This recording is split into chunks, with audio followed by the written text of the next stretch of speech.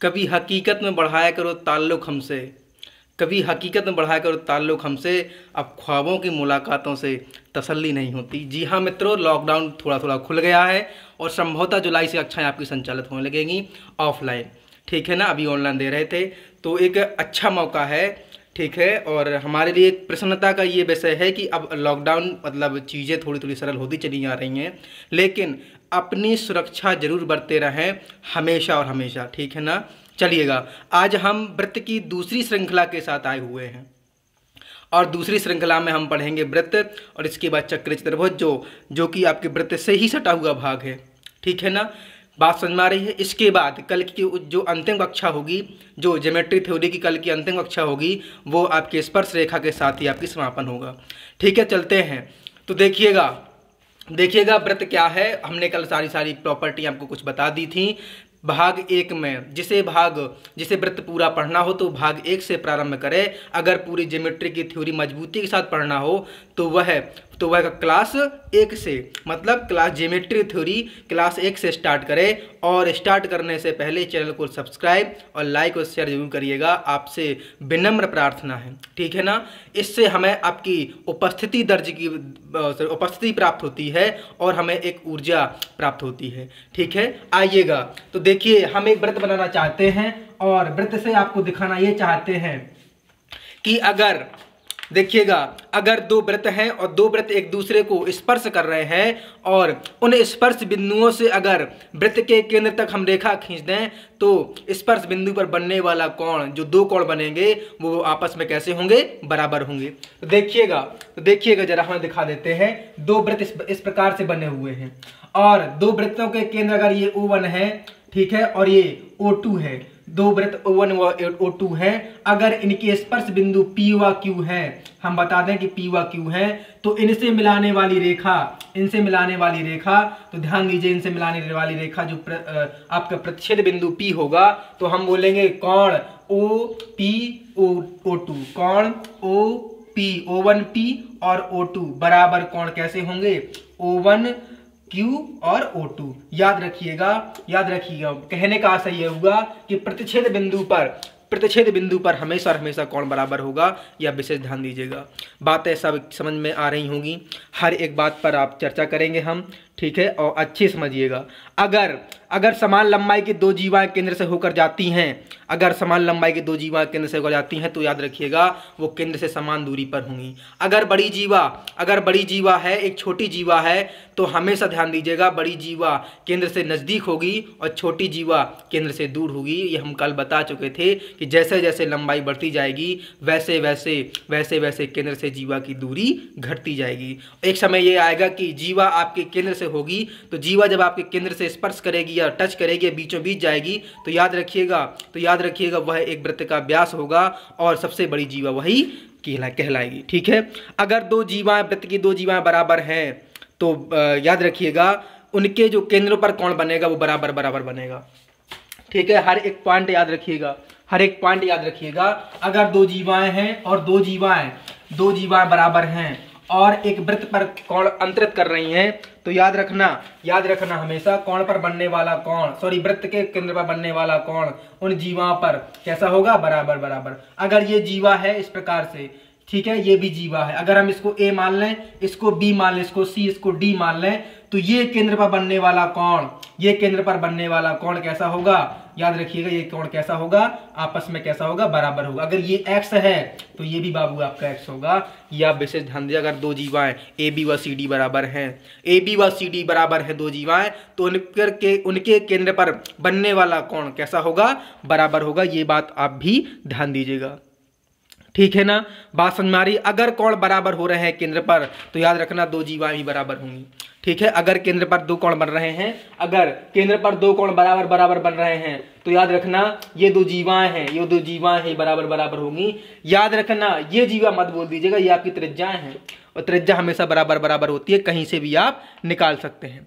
ठीक है, बात समझ में आ रही है। अगर 2 जीवाएं असमान होंगी, ठीक है, अगर 2 जीवाएं असमान होंगी तो बड़ी जीवा, ठीक है, अगर 2 जीवाएं असमान नहीं होंगी, 2 जीवाएं बराबर होंगी, तभी केंद्र पर बराबर कोण बन पाएगा।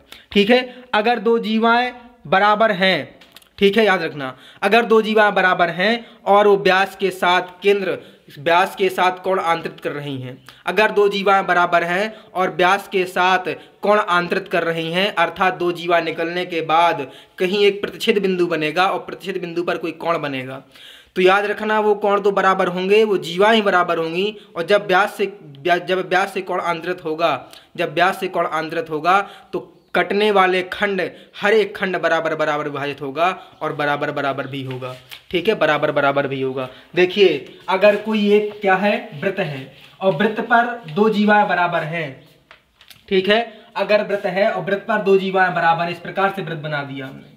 ठीक है, अगर ये एक जीवा ये है और एक जीवा ये है, अगर यहाँ पर कोई दो जीवा है और दोनों जीवाएं एक दूसरे को प्रतिच्छेद कर रही हैं, ठीक है, ये वृत्त का केंद्र O है। अगर O से यहाँ पर आप एक व्यास निकालेंगे और व्यास निकालने के साथ साथ यहाँ पर जो कोण बनेगा और दोनों कोण आपस में जब बराबर होंगे और जब व्यास के साथ कोण आंतरित करेंगी तो दोनों जीवाएं बराबर होंगी। याद रखिएगा, दोनों जीवाएं बराबर होंगी, कोण समान आंतरित करेंगी और उनके खंडों की दूरी या खंडों की लंबाई कैसी होगी, बराबर बराबर हो जाएगी। तो हम बोलेंगे ये A है, ये B और ये C कह रहे हैं, तो बोलेंगे AB बराबर जीवा AB बराबर, माफ करिएगा, जीवा AB बराबर BC या CB। ठीक है, BC या CB, जीवा AB बराबर BC, B बना हुआ है। क्लियर हो रहा है बात आपको? सारी बातें प्रॉपर्टी आपको समझ में आ रही होंगी।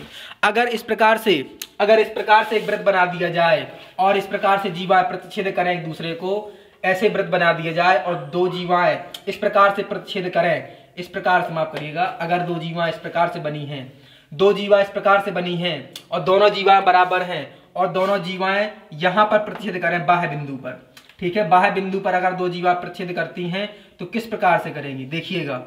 अगर ये व्यास है और व्यास के साथ कोण आंतरित कर रही हैं, तो हर एक छात्र ध्यान देगा।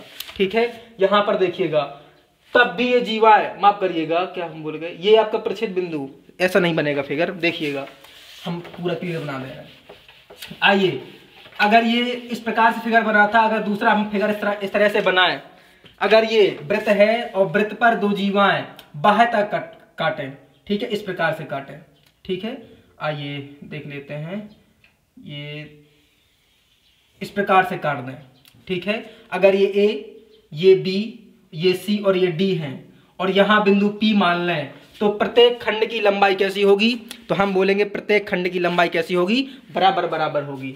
ठीक है, प्रत्येक खंड की लंबाई कैसी होगी, बराबर बराबर होगी। तो देखिए, हर एक खंड की बात करेंगे, प्रत्येक खंड आपको बराबर बराबर भागों में बटा दिखाई देगा। ठीक है, ये बिंदु क्या है, P है। अगर यहाँ वृत्त का केंद्र O है और यहां से हम एक ड्रॉ कर दें, व्यास ड्रॉ कर दें, तो देखिएगा, हम बोलेंगे AB, ये B है, हम बोलेंगे AB बराबर किसकी होगा, CD के बराबर होगा। ये दोनों बराबर बराबर हो जाएंगे जीवाएं और ये खंड बराबर होंगे। कैसे, ये देखिएगा, ये PB बराबर कौन सा खंड, ये वाला PC, याद रखिएगा PC, ये भी बराबर होगा। और दूसरा खंड क्या बनेगा, AP, A से लेकर P तक, AP बराबर क्या होगा, DP होगा। ये भी आप विशेष ध्यान दीजिएगा, प्रत्येक खंड बराबर होगा, याद रखिएगा। इस तरह से आपका फिगर बनेगा। अगर ये तो वृत्त के बाहर प्रतिच्छेद कर रही हैं, अगर कहीं वृत्त के अंदर प्रतिच्छेद कर दें, इस प्रकार से देखिए, अगर ये दो जीवाएं हैं और ये दो जीवाएं वृत्त के अंदर प्रतिच्छेद कर रही हैं, दो जीवाएं हैं और वृत्त के अंदर एक प्रतिच्छेद कर रही हैं, ये वृत्त का केंद्र O है, यहां से आप एक व्यास डालेंगे, व्यास के साथ कोण आंतरित करेंगी। ये अगर ये A हो गया, ये B हो गया, ये C और ये D हो गया, यहां पर कोई बिंदु P मान लें जहां प्रतिच्छेद करती हैं, वृत्त के अंदर प्रतिच्छेद करती हैं, तो याद रखना AP बराबर क्या होगा, AP बराबर होगा CP हो जाएगा। AP बराबर क्या होगा, तो AP बराबर बोलेंगे CP हो जाएगा। और देखिएगा, BP या PB बराबर क्या होगा, PD या DP हो जाएगा। ठीक है, या DP हो जाएगा। बात समझ में आ रही है, DP हो जाएगा। क्लियर है ना, बात क्लियर है। और हम बोलेंगे जीवा AB बराबर क्या होगा, जीवा CD हो जाएगी। कोण बराबर आंतरित करेंगे। तो हर एक तथ्य पर ध्यान दीजिएगा, हर एक बात पर ध्यान दीजिएगा। ठीक है ना, सारी बातें आपको क्लियर हो रही होंगी। ठीक है, इसके बाद जब आगे चर्चा करें हम, तो देखिएगा अगर दो जीवाएं एक दूसरे को समद्विभाजित करें, दोनों जीवाएं क्या होंगी, व्यास होंगी। ये भी आप विशेष रूप से ध्यान देना। अगर दो जीवाएं हैं और दो जीवाएं दोनों को आपस में समद्विभाजित कर रही हैं तो दोनों की दोनों जीवाएं व्यास होंगी। किस प्रकार से, देखिए किस प्रकार से समद्विभाजित करेंगी। आइए, जब दो जीवाएं एक दूसरे को समद्विभाजित करेंगी तो किस प्रकार से करना चाहेंगी।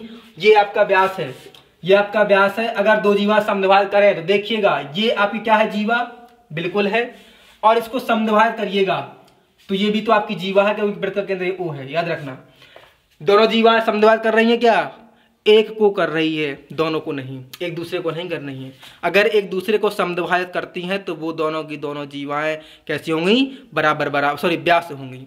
क्यों होगी, क्योंकि देखिए, तो देखिएगा यहाँ पर कैसे समद्विभाजित करना है, इसको हम दिखाते हैं किस प्रकार से समद्विभाजित करेंगी और कैसे व्यास बनेंगी।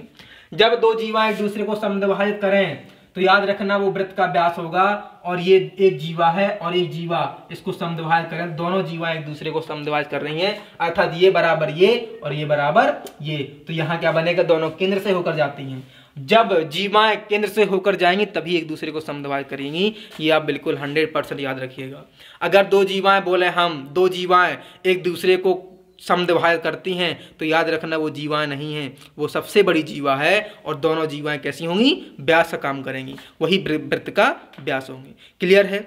अगर एक ही चाप के द्वारा केंद्र पर बना कोण परिधि पर बने कोण कैसा होगा, दोगुना हो जाएगा। अगर कोई एक चाप लगा दें हम इस प्रकार से, तो देखिएगा अगर इस प्रकार से हम चाप लगा दें और ये केंद्र O है, ये केंद्र O है, ये केंद्र पर बना कोण शेष भाग पर, परिधि के शेष भाग पर एक ही चाप द्वारा, ये चाप एक ही है, याद रखना, एक ही चाप द्वारा परिधि के शेष भाग पर बना कोण कैसा होगा, केंद्र का आधा होगा, या केंद्र पर बना कोण शेष भाग पर बने कोण का क्या होगा, दोगुना होगा। क्यों, क्योंकि चाप एक ही है, याद रखना, एक ही चाप के द्वारा, देखिए इसी चाप से ये कोणांतरित हो रहा है और इसी चाप से ये कोणांतरित हो रहा है, याद रखना। तो ये देखिए अगर ये 2x है तो याद रखना ये x अंश होगा, ये विशेष ध्यान दीजिएगा। तो एक ही चाप के द्वारा केंद्र पर बना कोण शेष भाग पर बने कोण कैसा होगा, दोगुना होगा। अगर परिधि पर 90 बन रहा है तो केंद्र पर 180 बनेगा, अगर परिधि पर 40 बन रहा है तो केंद्र पर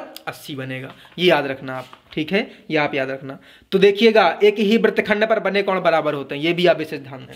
अगर हम एक ही वृत्तखंड बना दें, इस प्रकार से वृत्तखंड है और एक ही वृत्तखंड बना दें तो देखिएगा एक ही वृत्तखंड पर बने कोण कैसे होंगे, सारे के सारे वृत्तखंड कैसे होंगे, बराबर हो जाएंगे, अर्थात इनके कोण भी बराबर होंगे। ये भी x और ये भी x होगा। चाहे आप जितने कोण निकाल लें एक ही वृत्तखंड से, सारे के सारे वृत्तखंड कैसे होंगे, बराबर हो जाएंगे, सारे के सारे वृत्तखंड कैसे होंगे, बराबर हो जाएंगे। बात समझ में आ रही है। तो ज़्यादा पढ़ना भी बेकार है, ज़्यादा मत पढ़िएगा, क्योंकि एक बार क्या हुआ कि एक ज़्यादा पढ़ने वाला बहुत बड़ा विद्वान था, एक आपका किसान व्यक्ति था। तो जब किसान व्यक्ति को एक बाड़े में भैंसों काम कर रहा था, एक व्यक्ति बहुत पढ़े लिखे विद्वान आ गए, उनने कहा कि बताइए भैंसों की संख्या कितनी है। तो किसान ने सीधी भैंसों की मुंडी गिनना शुरू कर दी, बता दिया कि 9 भैंसें हैं। कितनी भैंसें हैं, 9 भैंसें हैं। और जब उस विद्वान से पूछा गया तो उसने ये दिमाग नहीं लगाया कि सिर गिनना है, उसने सीधे सीधे गिना टांगें। तो भैंसों की टांगें गिनना शुरू कर दी, क्योंकि विद्वान है, पढ़ा लिखा व्यक्ति है। पढ़ा लिखा व्यक्ति जाना बहुत बेकार भी होता है, अच्छा भी होता है, लेकिन अधिक बेकार भी होता है, ज़्यादा पढ़ना भी नहीं चाहिए। तो उसने टांगें प्रारंभ कर दी गिनना। फिर उसने टांगों में 4 से भाग दिया और गलती से कहीं 4 से भाग देने में गलती से कहीं मिस पॉइंट हो गया, और उसने बताया कि सर जो बाड़े भैंसें हैं वो 9.45 भैंसें बनी हुई हैं। तो इतना भी नहीं पढ़िएगा, ठीक है ना। आइए, तो एक ही वृत्तखंड पर बने कोण कैसे होते हैं, बराबर होते हैं, ये भी आप विशेष ध्यान देते रहिए। और ये आप सब स्टूडेंट जानते होंगे, सब हर एक बाबू बहन जानता होगा कि अर्धवृत्त पर बना कोण कैसा होता है, समकोण होता है, ठीक है। बताने की जरूरत भी नहीं है, अगर हम बता भी दे तो कोई नुकसान भी नहीं है, ठीक है। ये केंद्र है, अगर यहाँ पर कहीं भी हम एक कोण बना दें तो देखिए ये क्या है, केंद्र पर एक व्यास बन रहा है, और जब व्यास बनेगा तो व्यास के इस भाग पर कितना बनेगा, 90 डिग्री बन जाएगा। ये भी आप विशेष ध्यान दीजिएगा, ठीक है, ये भी आप विशेष ध्यान दीजिएगा। बात समझ में आ रही है, क्लियर है ना। तो देखिएगा आगे। आइए, तो देखिए अगर हम एक वृत्तखंड खींचे, हमने कल की क्लास में बताया था कि वृत्तखंड होता क्या है, ठीक है, पार्ट 1 में बताया था हमने कि वृत्तखंड होता क्या है। तो चाप और जीवा के द्वारा कटा हुआ भाग वृत्तखंड कहलाता है। अगर लघु वृत्तखंड की बात करें तो लघु वृत्तखंड से अधिक कोण का निर्माण होगा और दीर्घ वृत्तखंड से न्यून कोण का निर्माण होगा। ये आप लिख लीजिएगा हमेशा के लिए, ठीक है। अगर एक वृत्तखंड खींच दिया जाए तो लघु वृत्तखंड से याद रखना हमेशा और हमेशा, लघु वृत्तखंड से आपको क्या बनेगा, अगर ये एक वृत्तखंड बना दिया, ये वृत्त का केंद्र O है, अगर ये जीवा खींच दी हमने तो देखना यहाँ देखिएगा, अगर ये वृत्तखंड बना दिए इस प्रकार से तो ये अधिक कोण का काम करेगा। इसका कौन काम करेगा, अधिक कोण त्रिभुज का काम करेगा। और ये आप अगर बना दे इस प्रकार से तो ये आपका न्यून कोण का काम करेगा। किसका काम करेगा, याद रखना किसका काम करेगा, न्यून कोण का काम करेगा, न्यून कोण का काम करेगा। न्यून कोण त्रिभुज की बात कर सकते हैं, अगर न्यून कोण त्रिभुज की बात कर सकते हैं, आप बोल सकते हैं, ठीक है ना। क्लियर हो रहा है कि नहीं हो रहा है, सारी बातें ध्यान दीजिएगा। हम एक ऐसे इंसान हैं, आप मतलब हम लोग सब ऐसे इंसान है कि आप लोग जुल्फों पर सारी रात कमेंट कर सकते हैं, वाह तेरी जुल्फें, वाह तेरी जुल्फें। अगर दाल में एक बाल है खींच के झापड़ मार देते हैं हम लोग, ठीक है ना। आइए तो देखिएगा क्या ये दुनिया है, चलती रहती है। आइए, अगर वृत्त की दो जीवाएं एक प्रतिच्छेद बिंदु काटें, कहीं पर पॉइंट पर काटें, तो उनके गुणनफल कैसे होंगे, आपस में बराबर हो जाएंगे। ये भी आप विशेष ध्यान दीजिएगा, ठीक है ना। देखिएगा, आइए तो अगर एक वृत्त है और वृत्त पर दो जीवाएं इस प्रकार से हैं और दोनों जीवाएं जिसे प्रतिच्छेद करती हैं, ये ए बी और ये सी डी जीवाएं हैं, यहाँ बिंदु P है।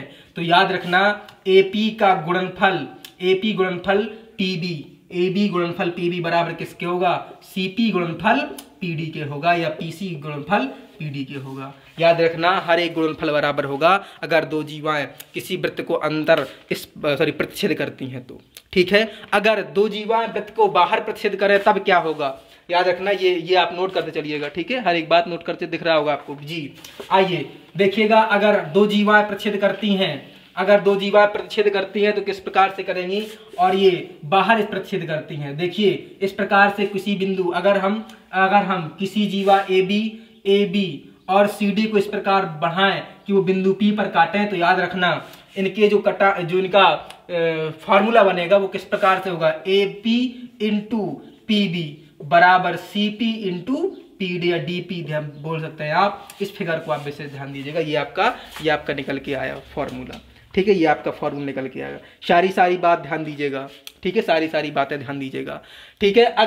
अगर कोई दो वृत्त है, दो वृत्तों को अगर स्पर्श करे, बाह्यतः स्पर्श करे, तो उस स्पर्श से निकलने हुई रेखा, उस प्रतिच्छेद बिंदु से निकली गई रेखा दोनों वृत्तों की त्रिज्याओं के अनुपातिक विभाजित होगी। देखिए किस प्रकार से, अगर दो वृत्त हैं और दो वृत्त एक दूसरे को बाह्यतः स्पर्श कर रहे हैं, अगर दो वृत्त दिए हुए इस प्रकार से और दो वृत्त एक दूसरे को बाह्यतः स्पर्श कर रहे हैं, अगर ये बिंदु P पर स्पर्श किया और हम स्पर्श बिंदु से एक रेखा खींच दें, अगर स्पर्श बिंदु से एक रेखा खींच दें तो इनकी जो त्रिज्या होगी R1 और इसकी त्रिज्या होगी R2।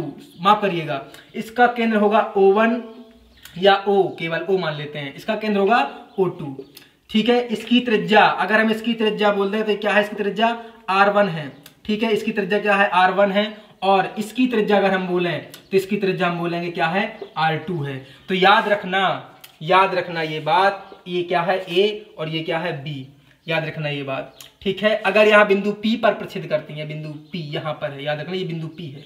अगर यहाँ बिंदु P पर स्पर्श करता है तो याद रखना AP अपॉन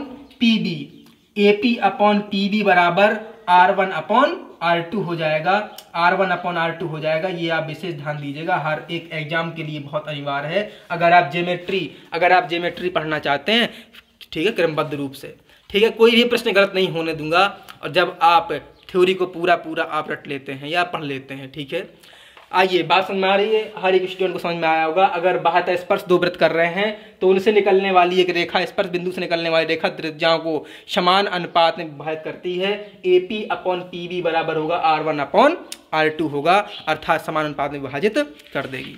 बात समझ में आ रही है कि नहीं आ रही है, क्लियर होना चाहिए, हर एक पॉइंट क्लियर होना चाहिए अभी, ठीक है। इसके बाद आगे चलें तो देखिएगा, अगर दो जीवा एक दूसरे को प्रतिच्छेद करें तो प्रतिच्छेद बिंदु पर बनने वाला कोण हमेशा कितना होगा, याद रखना प्रतिच्छेद बिंदु पर बनने वाला कोण कितना होगा, याद रखना, हम बता देते हैं अभी, ठीक है। तो प्रतिच्छेद बिंदु पर बनने वाले कोण, अगर यहाँ पर देखिएगा, अगर बाह्यता प्रतिच्छेद करें, अगर दो जीवाएं बाह्यता प्रतिच्छेद करें, याद रखना इस प्रकार से लिखना है, अगर दो जीवाएं बाह्यता प्रतिच्छेद करें, जब वृत्त की दो जीवाएं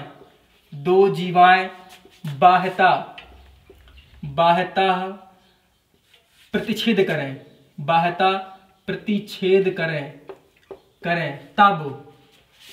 तब देखिए क्या होगा, दिख रहा है, ठीक है, दिख रहा होगा, समझ जाइएगा। हम बोल देते हैं, जब वृत्त की दो जीवाएं बाह्यता प्रतिच्छेद करती हैं तो देखिए क्या बनेगा, यहाँ पर कोण बनेगा, किस प्रकार से बनेगा। ये आपका वृत्त है और वृत्त की दो जीवाएं इस प्रकार से प्रतिच्छेद करती हैं, इस प्रकार से बिंदु P पर प्रतिच्छेद करती हैं। ये आपका A, ये B और ये C ये आपका D हो जाएगा। तो याद रखना ये कोण X क्या होगा, इस X कोण का मान होगा क्या, हम बोलेंगे X अंश बराबर, ठीक है, हम बोले क्या, X अंश बराबर क्या होगा, 1/2 AC चाप द्वारा बना कोण, AC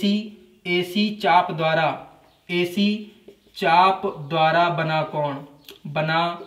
कोण बराबर, सॉरी माइनस, यार माफ करिएगा, माइनस BD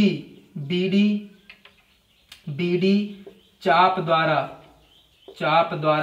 बना कोण। एक्स अंश का मान जो हम निकालेंगे इस प्रकार से निकालेंगे, 1/2 AC चाप द्वारा बना कोण माइनस माइनस क्या होगा, BD चाप द्वारा बना कोण, ठीक है ना, BD चाप द्वारा बना कोण, याद रखिएगा, ठीक है, BD चाप द्वारा बना कोण।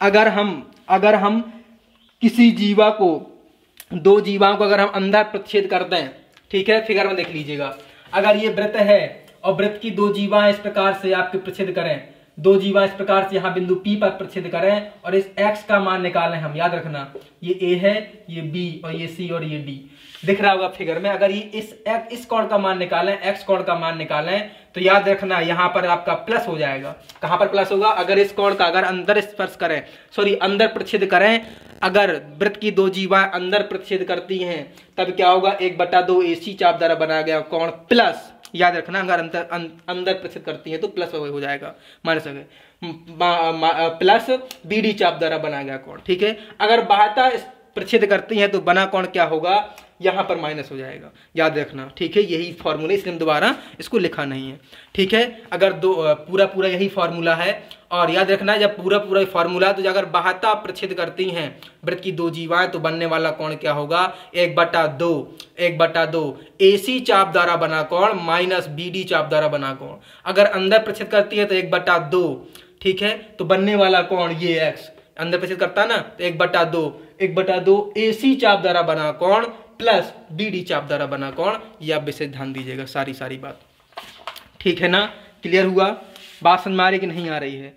अब देखिएगा, अगर हम चक्रीय चतुर्भुज की बात करें तो देखिएगा, साइक्लिक की बात करें, बात समझ में आ रही है, साइक्लिक क्वाड्रिलेटर की बात करें, हम चक्रीय चतुर्भुज की बात करें तो चक्रीय चतुर्भुज एक ऐसा चतुर्भुज होता है जिसके चारों की चारों शीर्ष वृत्त को स्पर्श करें, जिसके सारे के चारों की चारों शीर्ष अगर वृत्त पर स्पर्श करते हुए निकल जाए तो वो चक्रीय चतुर्भुज का निर्माण होगा।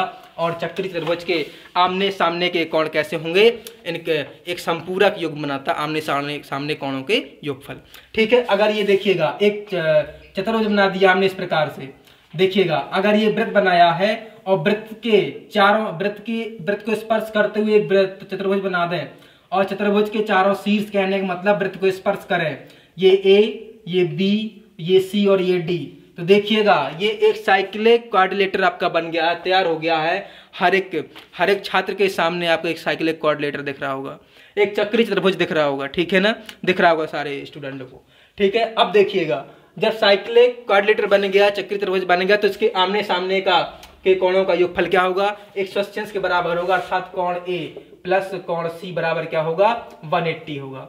कोण B प्लस कोण D बराबर क्या होगा, 180 होगा। ये भी आप विशेष रूप से ध्यान दीजिएगा अगर आप ज्योमेट्री के स्टूडेंट हैं तो, ठीक है, अगर आप ज्योमेट्री के स्टूडेंट हैं तो। बात समझ में आ रही है, तो याद रखना ये आपको फिगर आपको सामने दिख रहा होगा। साइक्लिक क्वाड्रिलेटर होता क्या है, अगर वृत्त को स्पर्श, हम एक बार हट जा रहे हैं, आप देख लीजिएगा, अगर वृत्त को स्पर्श करते हुए उसके चारों शीर्ष स्पर्श करें वृत्त पर तो आपका एक साइक्लिक क्वाड्रिलेटर का निर्माण होगा। और साइक्लिक क्वाड्रिलेटर के प्रत्येक आमने सामने के बने कोण कैसे होते हैं, 180 अंश के बराबर होते हैं।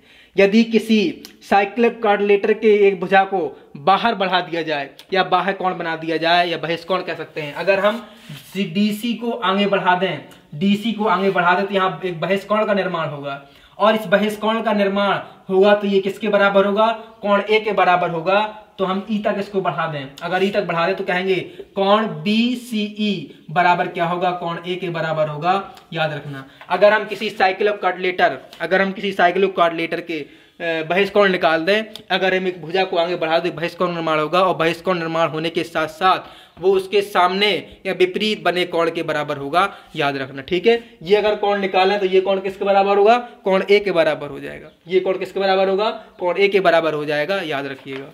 ठीक है ना। आइए इसके बाद देखिए, अगर चक्रीय चतुर्भुज के हम अर्धकों को मिला दें, अर्धक कोणों को मिला दें तो एक चक्रीय चतुर्भुज का ही निर्माण होगा। देखिए कैसे, अगर कोई एक साइक्लिक क्वाड्रिलेटर बना दें हम, ये भी आपका साइक्लिक क्वाड्रिलेटर बना हुआ है, इसी में बना देते हैं। तो देखिएगा, एक साइक्लिक क्वाड्रिलेटर बनने के साथ यहाँ अगर इसके अर्धकों को मिलाएं, इस प्रकार से यहाँ मिलेगा, इसका अर्धक यहाँ आएगा, इसका अर्धक आपका यहाँ आएगा और इसका अर्धक आपका यहाँ आएगा। ठीक है ना। कुछ गड़बड़ कर गए बाबू, ऐसे नहीं बनेगा। ठीक है, हम उल्टा बना दिए। आइए देखिए, इसका अर्धक ये बना इस प्रकार से, ठीक है, और इसका अर्धक यहाँ जाएगा इस प्रकार से, ठीक है ना, और इसका अर्धक इस प्रकार से यहाँ जाएगा और इसका अर्धक इस प्रकार से यहाँ जाएगा। ठीक है, तो ये PQR और S, PQRS आपको क्या है, एक चक्रीय चतुर्भुज है। क्या है, चक्रीय चतुर्भुज का निर्माण होता है आपका, याद रखना। ठीक है, चतुर्भुज का निर्माण होता है, याद रखना। ठीक है ना। जो चक्रीय चतुर्भुज के अर्धक कोणों को मिलाने से बना एक आकृति आपकी क्या कहलाती है, साइक्लिक क्वाड्रिलेटर कहलाती है। चक्रीय चतुर्भुज का निर्माण हो जाता है, ये आप विशेष रूप से ध्यान दीजिएगा। ठीक है ना। आपको फिगर आपको सामने दिख रहा होगा, देख लीजिएगा स्पष्ट रूप से। ठीक है, आपको फिगर दिख रहा होगा सामने से स्पष्ट रूप से। अगर किसी चक्रीय चतुर्भुज के हम दो रेखा समांतर कर दें, भुजाएं, अगर ये समांतर कर दी हमने, इसके समांतर ये कर दी, तो याद रखना ये दोनों की दोनों भुजाएं कैसी होंगी, आपस में बराबर होंगी लंबाई में, याद रखना। अगर ये समांतर इसकी हो गई तो ये लंबाई बराबर हो जाएंगी। अगर ये कहने का आशय ये होगा, अगर साइक्लिक क्वाड्रिलेटर की दो भुजाएं समांतर हैं तो शेष दो भुजाएं की लंबाई कैसी होगी, बराबर होगी, और उनके विकर्ण भी कैसे होंगे, बराबर होंगे। ये आप विशेष रूप से ध्यान देते रहिएगा। ठीक है ना, ये आप विशेष रूप से ध्यान देते रहिएगा। बात समझ में आ रही है। अगर याद रखना, अगर हम साइक्लिक क्वाड्रिलेटर के कोई विपरीत कोण है और विपरीत कोण को वृत्त के व्यास से मिला दें, वृत्त की अर्धवृत्त की भुजाओं से मिला दें, ठीक है, इस प्रकार से बोल सकते हैं। तो वो जब अर्धवृत्त की भुजाओं से मिलेगा तो वो अर्धवृत्त की जो भुजा बनेगी वो एक व्यास का निर्माण करेगी, वृत्त का व्यास का निर्माण करेगी। देखिए किस प्रकार से, आइए, अगर एक साइक्लिक क्वाड्रिलेटर बनाए हम इस प्रकार से, और साइक्लिक क्वाड्रिलेटर बनने के साथ साथ साइक्लिक क्वाड्रिलेटर है ये, ठीक है, चक्रीय चतुर्भुज बना दिया हमने इस प्रकार से। ठीक है, आइए दिख रहा होगा आपको, ये A है, ये B है, ये C है और ये D है, याद रखना। अगर हम साइक्लिक क्वाड्रिलेटर इस प्रकार से बनाए कि ये क्या है आपका, अगर ये आपका अर्धवृत्त है, याद रखना, अगर ये आपका अर्धवृत्त है, इस प्रकार से हमने वृत्त बना दिया, ये B और ये माफ करिए B नहीं होगा, ये PQ बना दीजिएगा। ठीक है, ये P है आपका और ये आपका Q है। अगर ये आपकी C भुजा को अगर D से मिला दें, याद रखना, C भुजा को अगर D से मिला दें और A भुजा को अगर C भुजा को अगर P से मिला दें और A भुजा को हम एक बिंदु को अगर हम Q से मिला दें, तो याद रखना आपका PQ जो अर्धवृत्त बना है वो PQ आपका व्यास होगा। तो लिख देते PQ बराबर क्या है, एक व्यास है। क्या है, ये व्यास है, याद रखना। अगर साइक्लिक क्वाड्रिलेटर के जो अर्धवृत्त बनेगा, अर्धवृत्त पर अगर साइक्लिक क्वाड्रिलेटर बन जाता है तो साइक्लिक क्वाड्रिलेटर के दो बिंदु अगर अर्धवृत्त की भुजाओं को स्पर्श करते हैं, अर्धवृत्त को भुजाओं से मिलाते हैं, तो याद रखना वो क्या करेगा, वो एक व्यास का निर्माण करेगा। एक व्यास का निर्माण करेगा। बात समझ में आ रही है। अगर उसके अर्धक काट रहे हैं तो, ठीक है, अगर अर्धक काट रहे हो तो चक्रीय त्रिभुज के सभी 4 वृत्तखंडों के कोणों का योगफल 6 समकोण के बराबर होता है। अर्थात कहने का आशय यह हुआ कि अगर हम साइक्लिक क्वाड्रिलेटर बनाएं और साइक्लिक क्वाड्रिलेटर बनने के साथ साथ अगर हम उनके वृत्तखंडों को मिलाएं तो याद रखना वृत्तखंड क्या होगा, वृत्तखंड 6 वृत्तखंड बनेंगे आपके।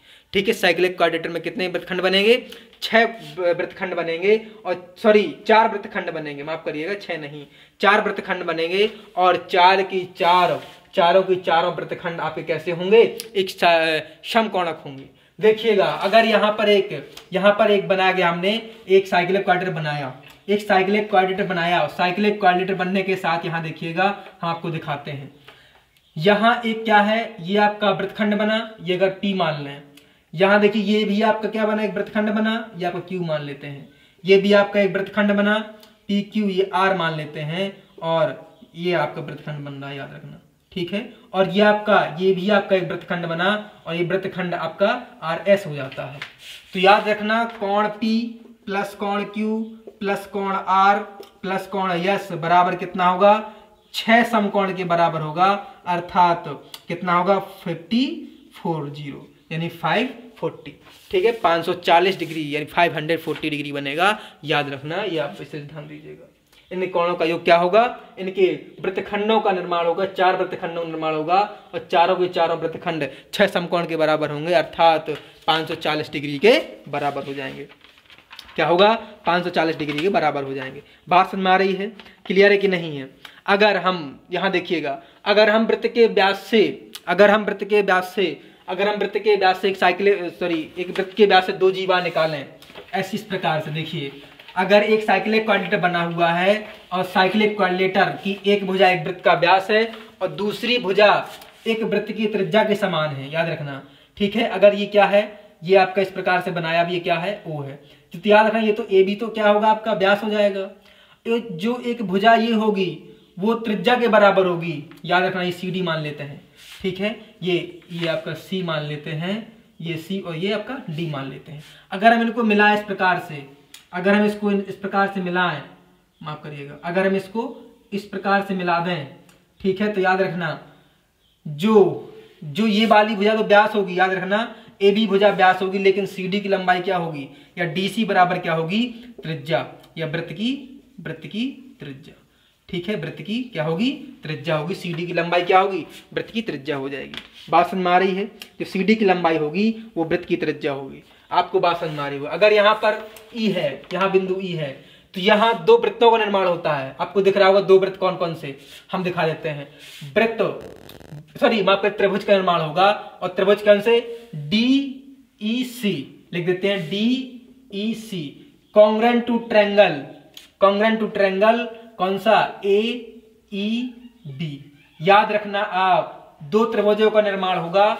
देखिएगा, त्रिभुज DEC इस त्रिभुज की बात कर रहे हैं, और AEB यहाँ एक छोटा त्रिभुज बनेगा और यह बड़ा त्रिभुज बनेगा, और दोनों की दोनों त्रिभुज कैसे होंगे, सर्वांगसम। ठीक है, दोनों, सॉरी माफ करिए, सर्वांगसम नहीं, कॉन्ग्रेंट, वो सिमिलरिटी होंगे, यानी कि समरूप होंगे। बात समझ में आ रही है? दोनों की दोनों आपके त्रिभुज कैसे होंगे, समरूप होंगे। ये आप विशेष ध्यान दीजिएगा। अगर एक व्यास से होकर आपका क्वाड्रिलेटर बन रहा है और 2 जीवाएं इसको बाह्य स्पर्श कर रही हैं, 2 जीवा अगर बाह्य स्पर्श कर रही हैं, तो दोनों की दोनों जीवाओं के साथ 2 त्रिभुजों का निर्माण होगा, और दोनों की दोनों त्रिभुज आपके कैसे होंगे, समरूप होंगे। ठीक है, कैसे होंगे, समरूप होंगे, आपको स्पष्ट रूप से दिख रहा होगा। इसी प्रकार अगर हम इस कोण का मान निकालें, हम बोले ये कोण कितना होगा, तो आप ध्यान दीजिएगा, कोण DEC का मान, DEC बराबर क्या होगा, 60 डिग्री के बराबर हो जाएगा। किसके बराबर हो जाएगा, तो 60 डिग्री के बराबर हो जाएगा, अगर इस प्रकार से फिगर आपको दिख रहा है।